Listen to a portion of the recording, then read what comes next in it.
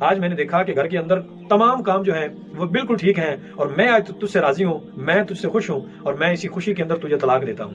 کبھی ایسا بھی ہوا ہے؟ کبھی بھی نہیں ہوا، نہ ہی کبھی ایسا ہوگا۔ طلاق جو ہوتی ہے یہ اس کی مین وجہ صرف لڑائی ہوتی ہے۔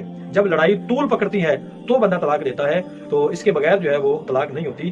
تو اصل میں جو انہوں نے مسئلہ پوچھا تو وہ قرآن و حدیث میں یہی ہے کہ وہ بیوی جو ہے وہ اس پر حرام ہو گئی، اب جو ہے وہ دوبارہ اس سے نکاح کرنا ہے تو اس کی دوسری ایک شک بنے گی۔ اس کے علاوہ کوئی بھی ایسا حل نہیں ہے کہ وہ بندہ اپنی بیوی کو اپنے پاس رکھ لے۔ بعض اوقات جو کم علم لوگ وہ یہ کہتے ہیں کہ جی ایک دیگ جو ہے وہ چڑھا دیں اور اللہ کے راہ پہ وہ کر دیں تو انشاءاللہ وہ اس کا ازالہ ہو جائے گا، جو 3 طلاقیں دی ہیں تو وہ اس کا حل ہو جائے گا۔ ایسا بالکل نہیں ہے، بھلے آپ 100 دیگیں جو ہیں وہ اللہ کی راہ میں دے دیں، جب تک وہ حلالے والی بات نہیں ہوگی تب تک وہ عورت اس کے نکاح میں نہیں آ سکتی۔ تو علم جو ہے وہ سیکھنا بہت ضروری ہے۔